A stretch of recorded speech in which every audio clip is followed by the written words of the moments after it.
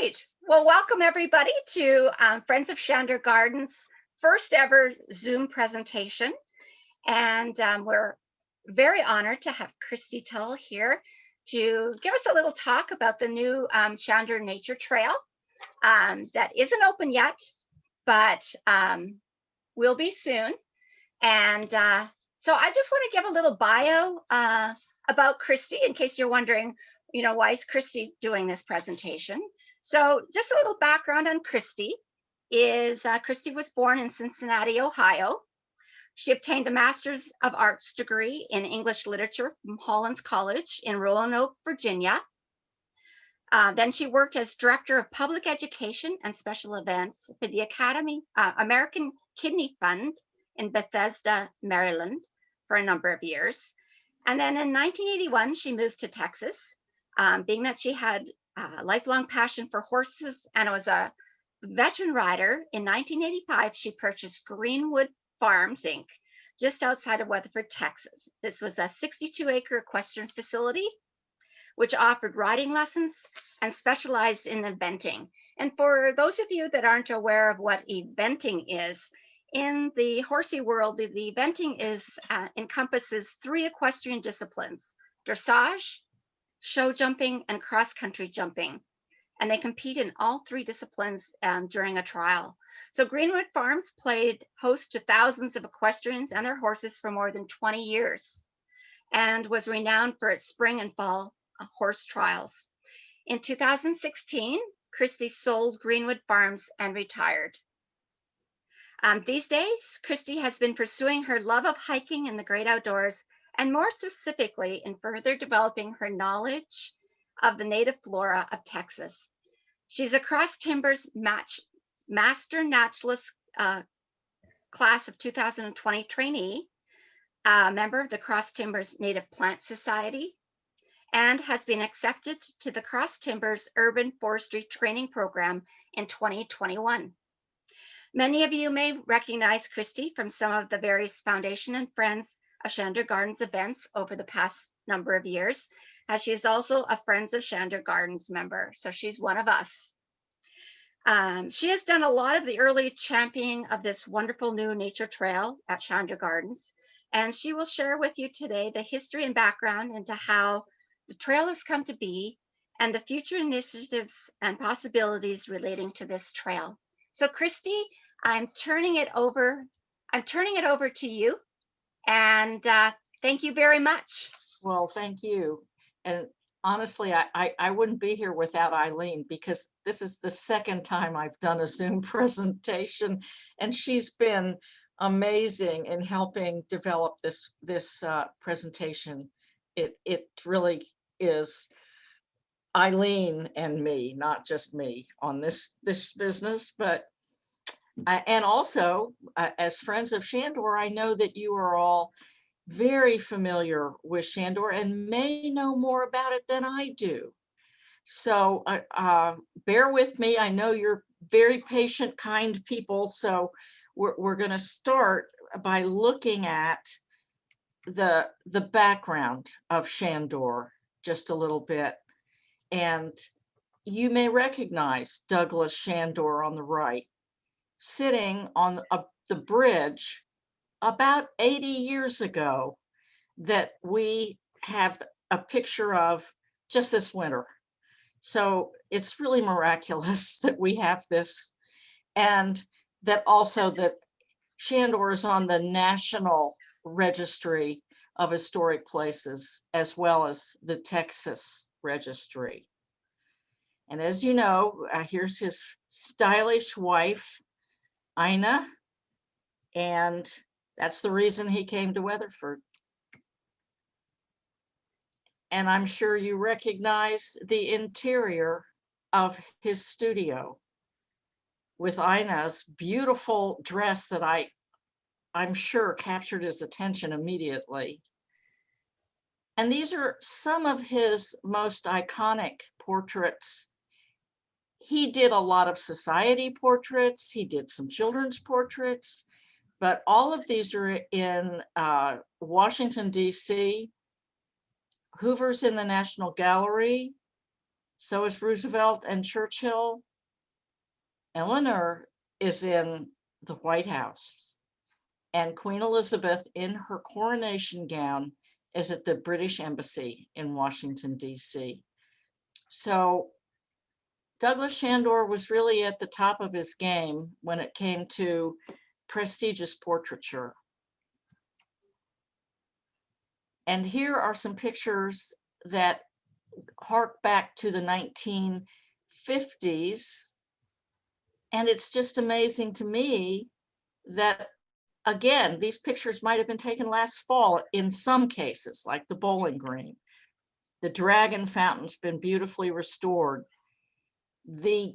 That circular garden, the Silver Garden, has changed a lot. There's a lot less flowers and more lawn there now, and it's more useful for gatherings with the lawn right now.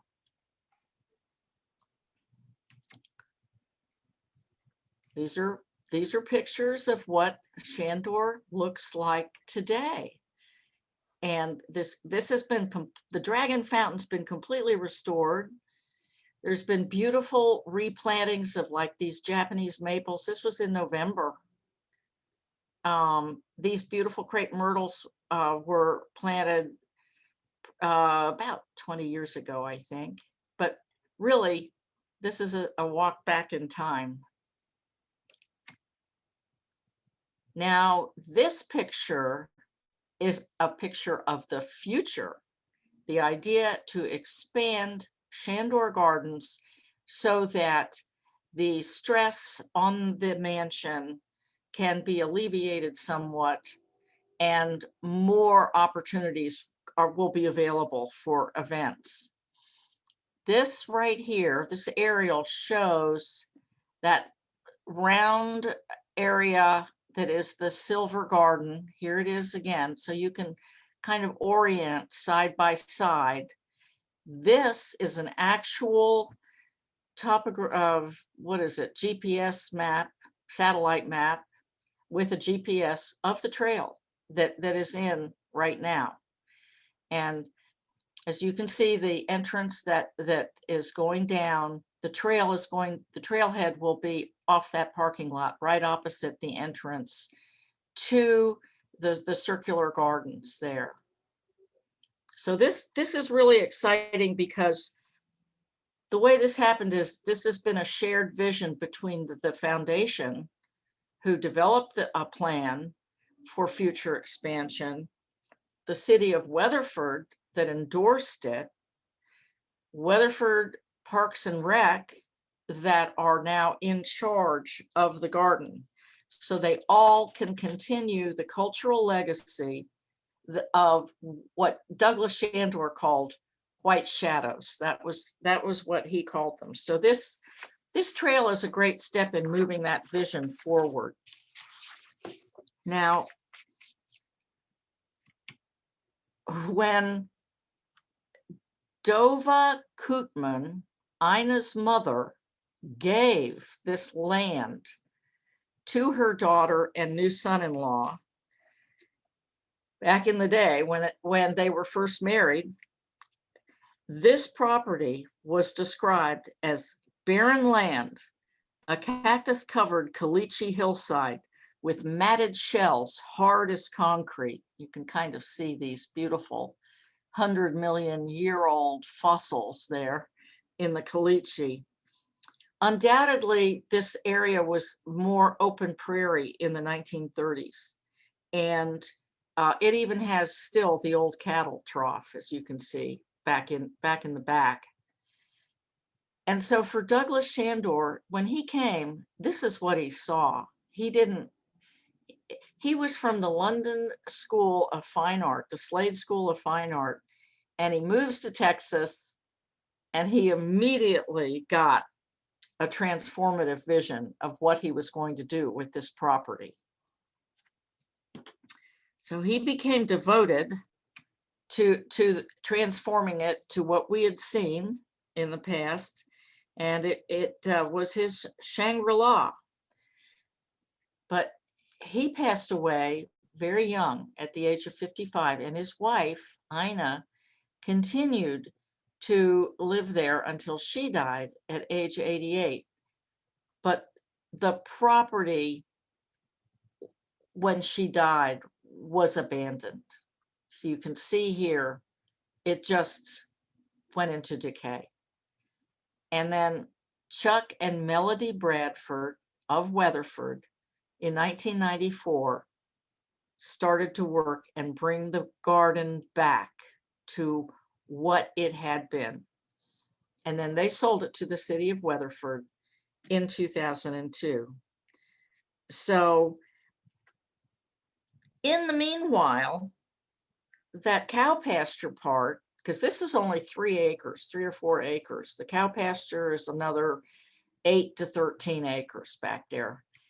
This is what it turned into. It became a thicket, and so overgrown that any thought of trying to fulfill the dream of getting this restored and part of the master plan was very daunting.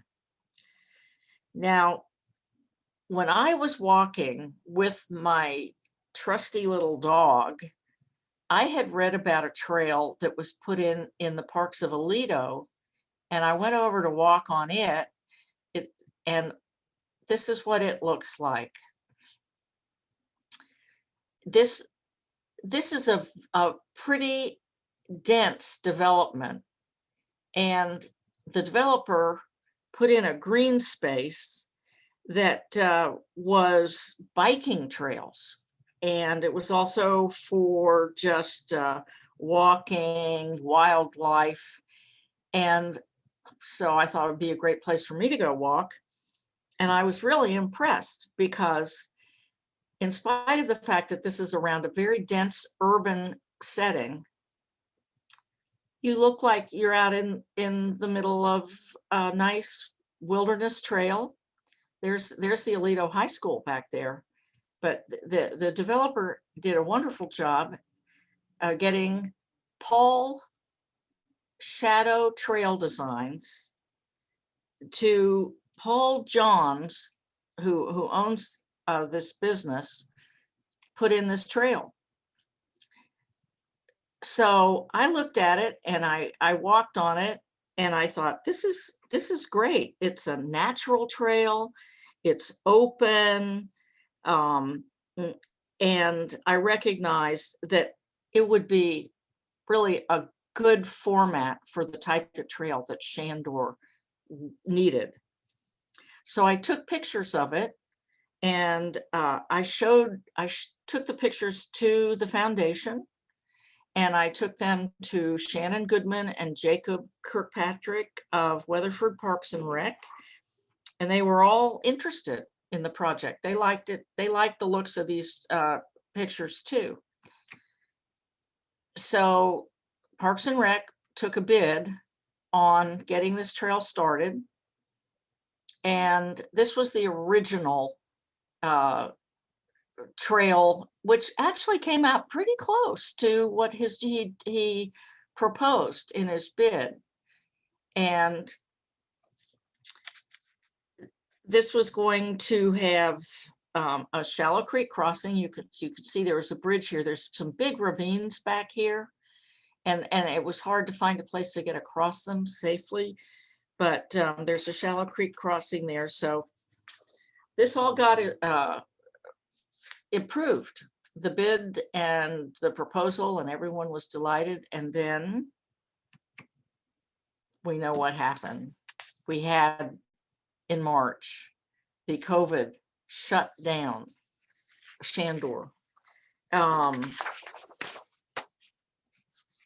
We really were worried, as we all know, Chandor might have been put on mothballs.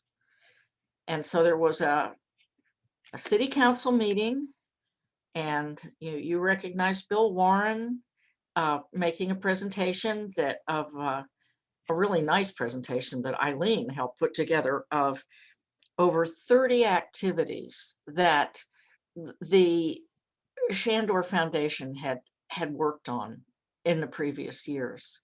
And it really resulted in this award, which was a statewide award for arts and humanities achievement. It was the 2020 Texas Recreation and Park Society's State Award. So the city manager, James Hotop, and Weatherford Mayor Paul Pascal really saw the public support of these projects. And so about a year from the time that the trail was approved, work was approved to commence again on the trail. Here's some pictures that Shadow took. And you can see that what Shadow described is the property is a great site for a trail. It has an existing lockable gate, ample existing parking. The terrain is mostly gently rolling with a couple slight elevation changes that will allow short climbs and descents. As you can see, his trail construction is all natural surface, and he follows the contours so that water sheets off the trail, and he's respectful of the wildlife in the trees, so there's no big tree removals. And basically the idea is that this trail is going to be used for walking only, no biking, dogs on a leash, following the Chandor Garden hours and their basic policies and protocols. It's a fairly short trail.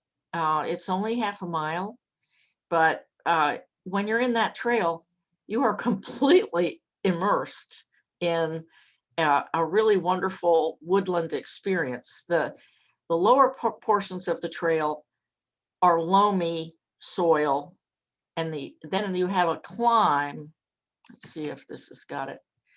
Yeah, you have a climb that comes up to a caliche hilltop. So you have a really nice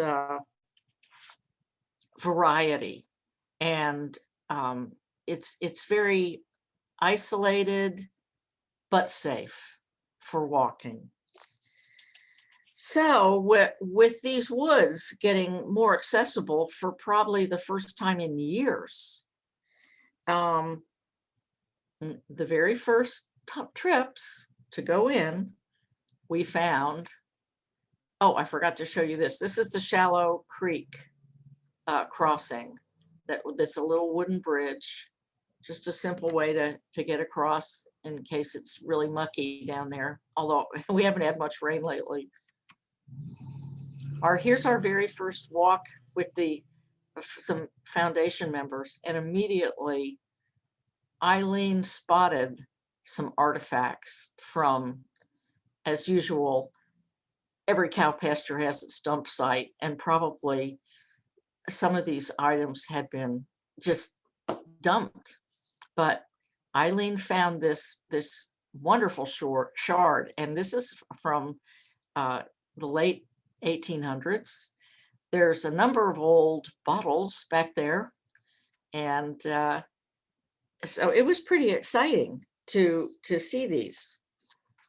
And this plate might have been owned by the Koopman family because they were very stylish. They were wealthy people in their own right. So, and a lot of Texans used this type of English pottery. You know, it was a good sign of prestige. There's also, we immediately found lots of lovely natives back there. This might be a specimen tree of a bur oak. You probably recognize a lot of these trees, native trees. And I went back with a master naturalist who is named Suzanne Tuttle, who was is the retired head of the Fort Worth Nature Center and Wildlife Refuge, which is a couple thousand acres of wilderness like this. And she is really good at identifying things that I didn't even know existed. I don't have pictures of all of them, but there are certainly a lot of native plants back there that are well worth notating and preserving and protecting, because they are growing in the wild. Here's my favorite little one, is the black prairie clover. That is only grows in the Blackland Prairie region around here. There is lots of poison ivy. It is a native plant. Deer love it. There's prickly pear, and we even found the cochineal, the little red dye that is created by a sort of a insect fungus intersection on that had become a really valuable dye back in pioneer times.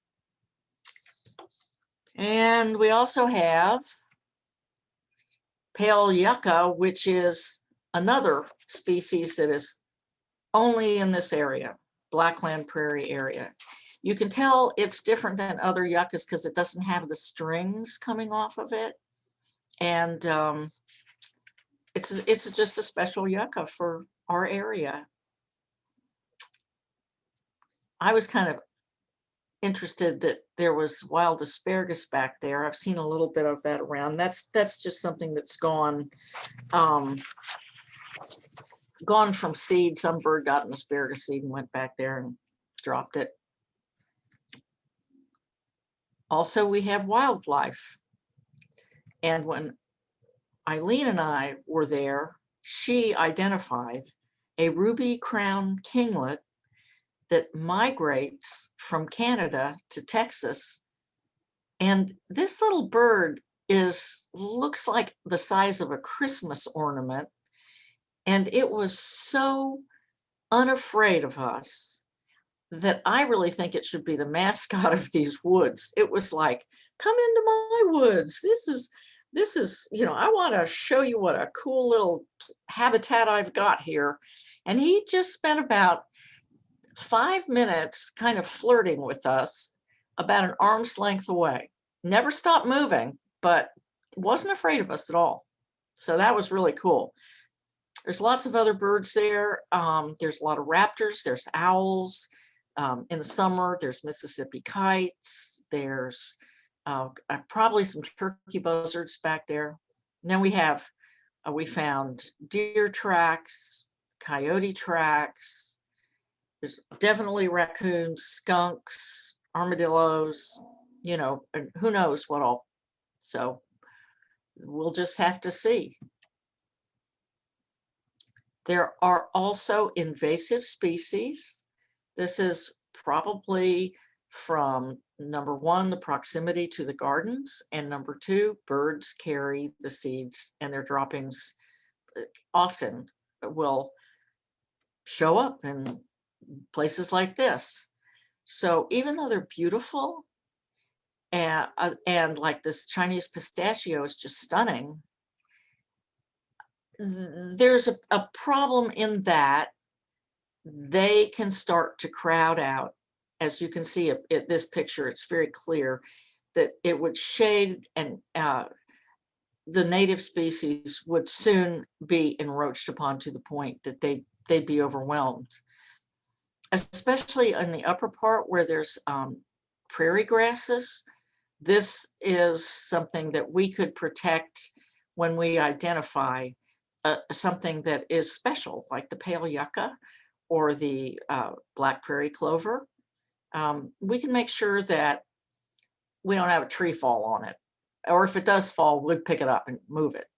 So these invasive species need to be managed. Now we can use the expertise of a lot of people. The Chandor Foundation has really kind of spearheaded this whole project. And Parks and Rec. This is Shannon Goodman and Jacob Kirkpatrick, who are sort of the people who run Parks and Rec. There's me and my little dog and a couple more master naturalists. We also have in Weatherford a very active native plant society. They're planting pollinator gardens. The lady I mentioned, Suzanne Tuttle, is really good at identifying native plants, and they can be very helpful.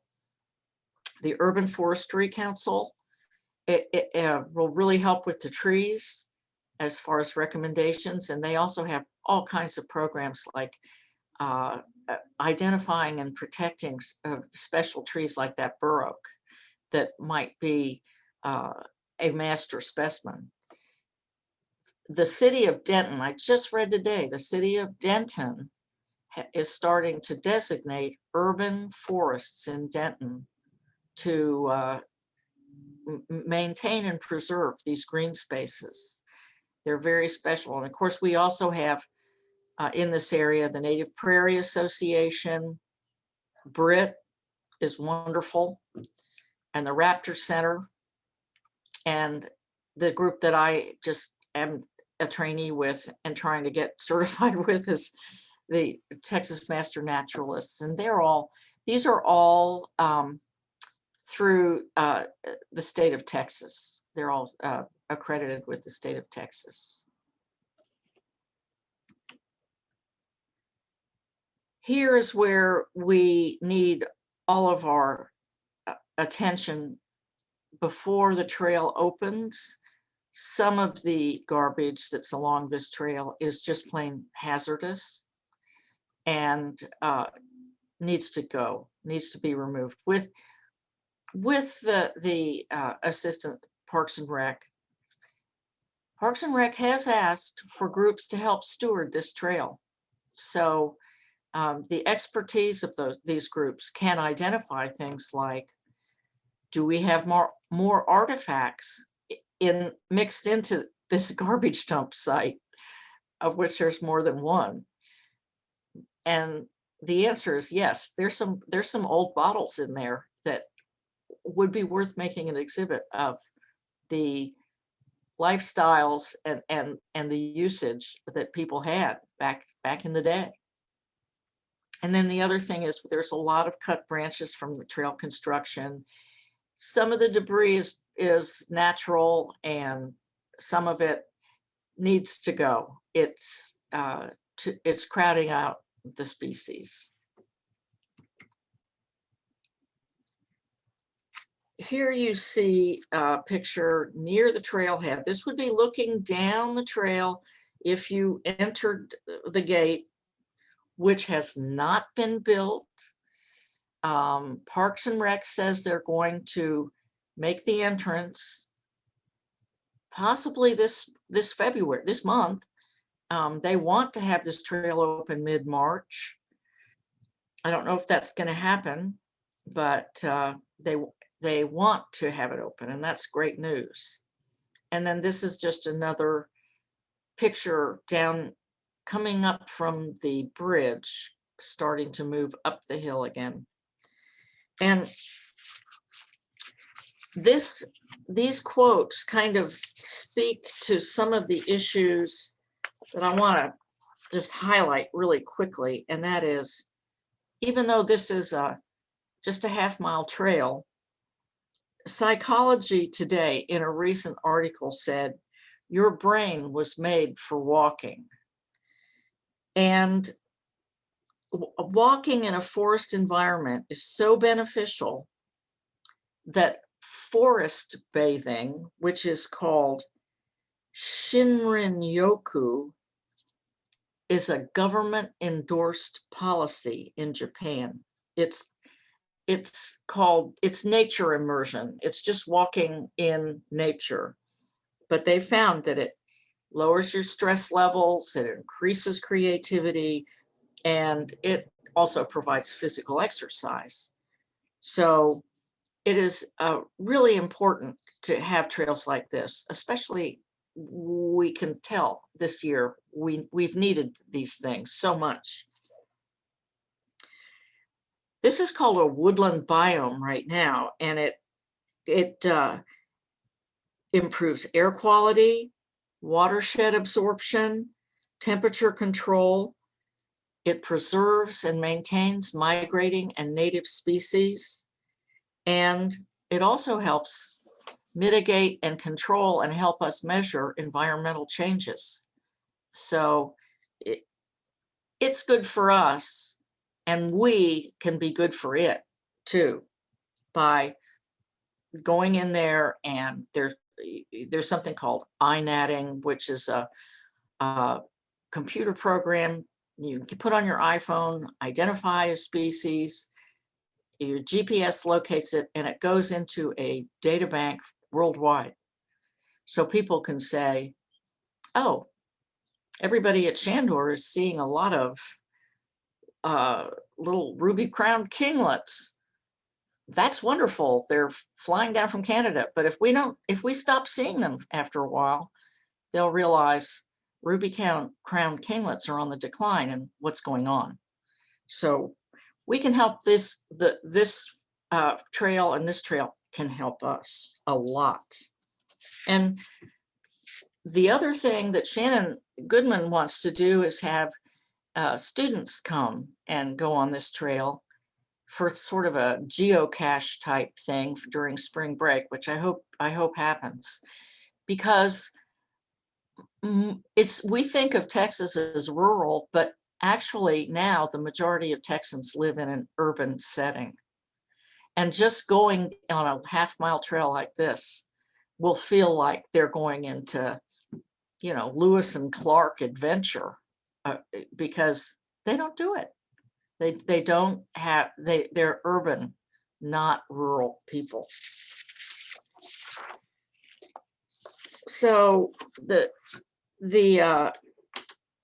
training that I had this summer made me really aware of the need for this type of thing for the city of Weatherford, and also for the Chandor Gardens Foundation, because it will add another facet and another contrast to all the different programs they offer, another form of education for people, especially young people who don't know how to get out and appreciate these things. It's a great opportunity that is here with this. So I definitely got to thank Eileen Leslie for getting this program for us. And she did all these beautiful slides and helped educate me on some of the history of the Chandor Foundation gardens and background. And we all have a lot to learn from each other. So that's it. Okay, Christie, I'm going to ask you to go back up to your thank you slide. And the one before this one. And I'm just going to open it up. If anyone has questions for Christie, feel free to unmute yourselves and ask whatever you'd like to ask. I have a question. Oh, go ahead. Hi, I'm Jennifer Teague, and we, my husband and I bought the home at 706 West Lee. So we're the last house before you get to Chandor, and actually our backyard slopes all the way down and our fence runs right along the trail. And so we've seen you guys get out there. What can we do? How do we, we're Friends of Chandor, but how do we volunteer for helping clear the trail of, like you were talking about with the trash, or how do we volunteer for that? Okay, I'm so glad you asked that, because I'm going to write your name down. Is it G-E-N-N? No, J-E. No, J-E-N-N-I-F-E-R. And my last name is Teague, T-E-A-G-U-E. Okay. In about a week, a group of the foundation board members are going into the trail with Suzanne Tuttle, who is the former director of the Fort Worth Nature Center, and that is amazing that she's going to help us, because Nature Center and Refuge is 3,621 acres of this type of thing. And she's going to go and help us identify what immediately needs to be done that we can work with the city of Weatherford and for the trail opening to make it safe, like, get rid of hazardous things, to protect anything that needs, like blackland prairie clover, and just to give us some tips on the very first things we need to do, so we do it knowledgeably. So that's going to happen. And once we have that identified, we will need people like you. And some of the things that we're just going to need to do is just plain haul brush out and put it on their brush pile. And We can do that. great. Yeah. And so I think it's going to be great to do that. And you're on my list. Okay. I'll email you. I've got your email here. And I'll email you my email address and my phone number. Okay. And the Chandor Foundation is probably going to create a special committee for this. So okay. I don't have the details on that, but I know that that's, they're focusing on, having a sort of a little, they have so many activities that they do, but this is now being added to the activities. Okay. Okay. I have one more question. So Right. We have a big dog, and I'm a night owl. And so sometimes when I put her out in the evenings, we can hear the coyotes. I mean, they sound like they're just at the very bottom of the hill here. And so I hate for her to go out by herself, even though she's big. But occasionally when I'm out, I hear what sound like people on the trail, like, kind of hooting and hollering it up. And this is midnight, 1 a.m. Like I said, I'm a night owl, and I worry. And the next day I always ask my husband, should I have called the police? I wouldn't even tell them how to get down there. Should I worry about things like that? Or just, I'm a worry wart. So I just wanted to ask if there. Yeah. Well, Okay. that's a good question. And we need to kind of be aware of that. It is fenced, but you can hop a fence. Right. It's also next door to Love Street Park. And so kids can easily be attracted to the woods. When I was a kid, that's what I was going to do. Right. And so I think that and during the day, if I've heard people down there, I know it's not open, but I've heard people down there during the day, it's not so much worrisome as it is at nighttime. Okay. I think that I need to take that up with the foundation and Parks and Rec. Okay. And talk to them about that. Yeah, because if there is somebody I could call, or if it's not a concern to anyone, then, if there's no damage being done, I don't know how much worry there is. My husband's over here making comments that I'm too much of a worry wart, but sorry. Well, there's places that I don't walk because I don't feel secure, and they're not, and some of them are in the city. So I feel for you, because this is something you should feel secure, especially. And I feel secure up here. I just don't want someone doing damage to the trail. Okay. Setting a fire. Set fire to it. Yeah. Yeah, that's my first worry. Drinking Yeah. and throwing their bottles around, or, kids. Okay. Anyway. Christie. Yeah. This is Jamie Bodford. I'm real excited. You did a great job, girl. But we have an officer in all the quadrants of Weatherford, and we need to let the police chief, coordinate with him. And then they would be like, when they go and check the historical cemetery, that'll just be on their run. Because there's an officer in every quadrant that kind of knows what's going on. But and Jennifer, I'm so excited. She and her husband Brett are fabulous, and they've done so much with their home, and I'm so glad you're involved. And we just got to get back to normal where we can all be together and do all these things, But this is so exciting. So exciting. Hopefully, Jamie, if we get more regular access in the trail and are able to do kind of regular sweeps in the trail, you know, we can pick up on this better. Right now, it's pretty much still abandoned. I mean, the trail's there, but and you know what? Go ahead. The well, Parks of Aledo, I'm very familiar with that. Right. Sold a house the other day, and that was one of the real draws for these people. You know, the Parks of Aledo, and James Harris, when he developed that, is just outstanding. And Christy, you will not believe this. I just left Suzanne Tuttle about an hour and a half ago. No. And I didn't know who she was. She's What? is she the one who's the interior designer who lives in North Richland Hills? Well, was the director of the Fort Worth Nature Center, so I'm not sure this is the same Tuttle. But that's I mean, how many Tuttles are out there? How many? I'll have to figure that out. Yeah. Well, I'll call. I'm going to see her tomorrow, and I'll ask her. Okay. But this is so great. Thank you for all y'all are doing. And Eileen, she's just the best on presentations in the world. Oh my gosh, we have so much talent. So thank you, Jamie. I appreciate that. Now, Nancy McKenzie said she just put on chat. I don't know whether you'd all seen it. About she had a comment. So Nancy, do you want to make a comment? I'm Jennifer's neighbor, but we haven't met. And I'm sorry, I didn't get over there. We live in the old Doss property that is on Baylor Street, 616 West Baylor. At the very end, the white house with the red roof. And the one right behind you belongs to Mrs. Mullins. So we're across the street from her.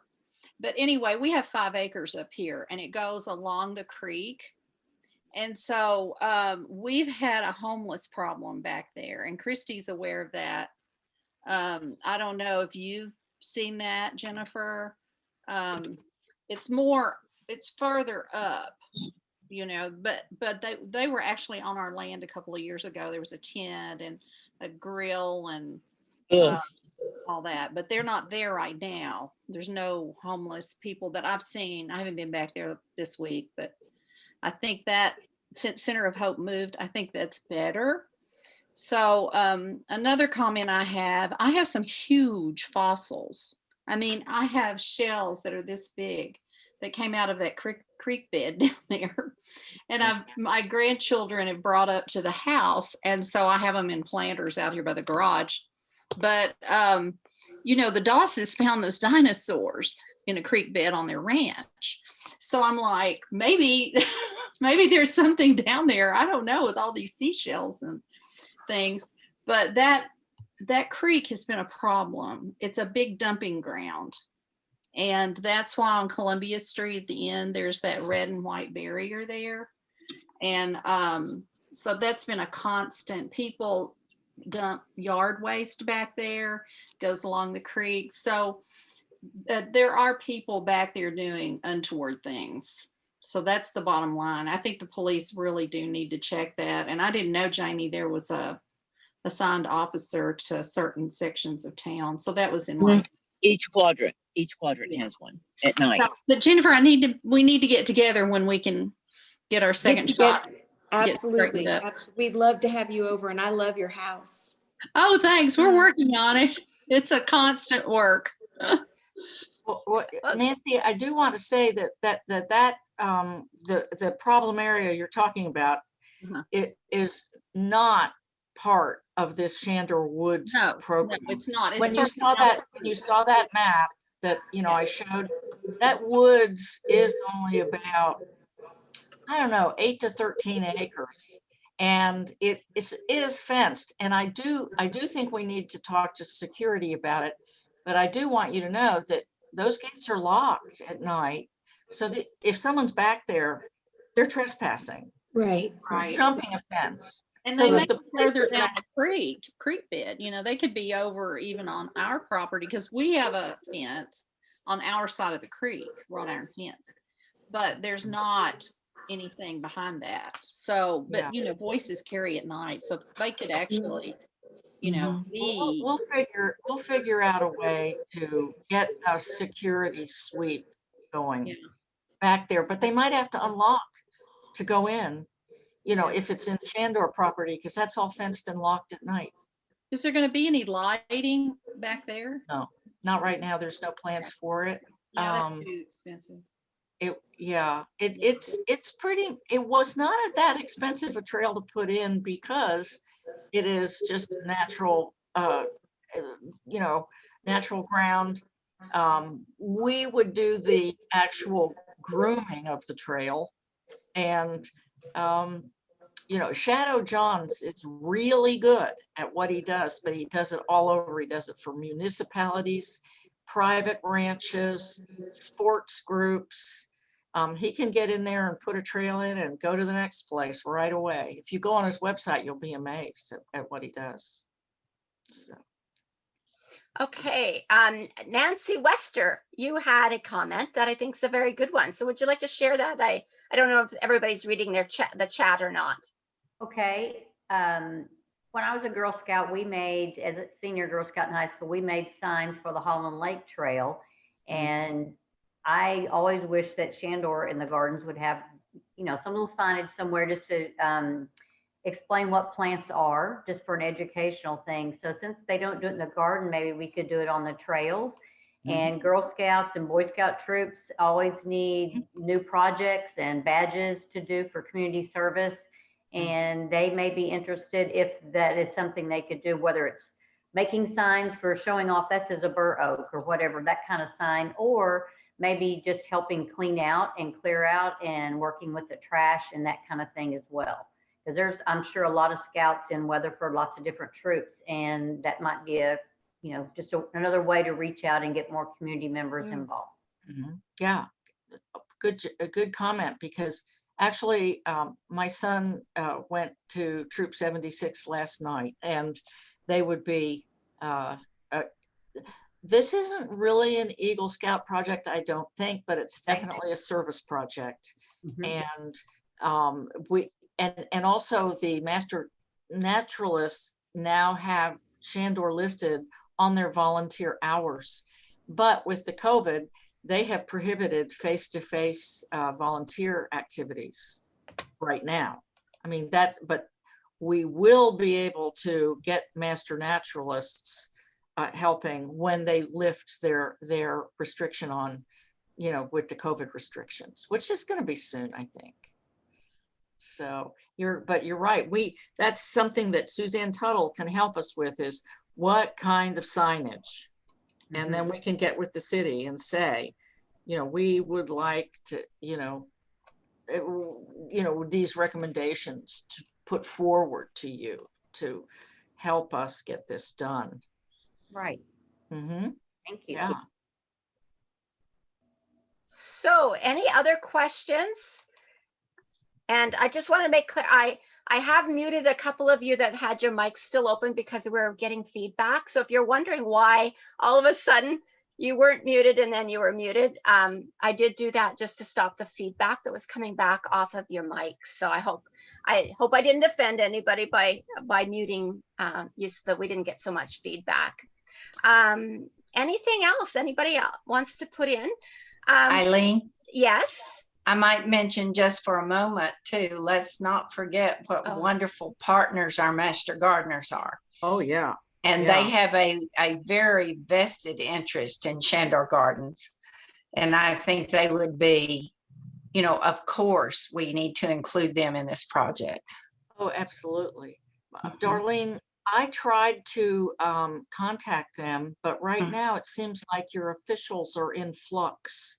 I couldn't find a list on your website of who to contact, who's your new president right now, and I was going to have to go down to the ag office to find that out. So if you can, and I asked Nancy, and Nancy didn't.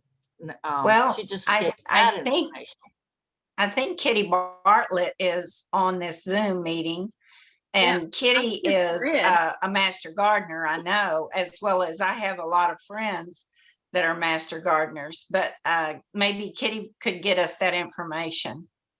Okay, because maybe we could do this same presentation and show we them. want to show the Master Gardeners this presentation. It is excellent, Christy, and great support, Eileen. Wonderful. Oh, well, wonderful. Thank you. Now, before we close, I just wanted to ask, this is the first time that we as a friends group, and with COVID, we haven't been able to meet in person.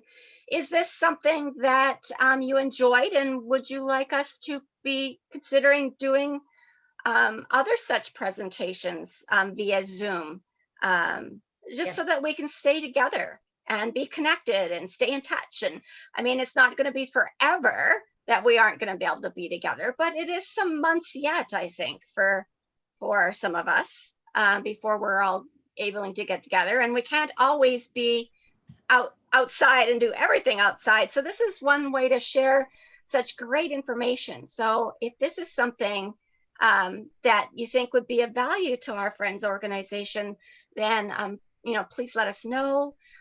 Reply to Darlene's emails, invitations. Darlene Chapman is who sent the invitations out to this, is the Friends programs coordinator. So she's the one that organizes programs specifically for us Friends group. And so let her know if you've enjoyed this. I have had it on record, so which I'm going to take off soon. So I'm hoping, providing the recording worked out well, to put it on the YouTube channel, and then our YouTube channel, the Foundation's YouTube channel, and then we'll share this link with all the memberships, so that those that couldn't sign on tonight and participate directly can at least watch. And I am seeing by a lot of your comments, good to see that you're saying that you have enjoyed this and that this is something that you would like to do. So that's awesome. That's awesome. And Christie, thank you again. This is the second time you've done this presentation, and it just gets better each time. You're awesome. You're awesome. And you've got such passion for this. So thank you very much. So before I close, is there anything else anybody wants to comment? And like I said, Christie's email address is at the bottom of the screen that we're looking at right now, and her phone number. Darlene's email address was attached to that invitation.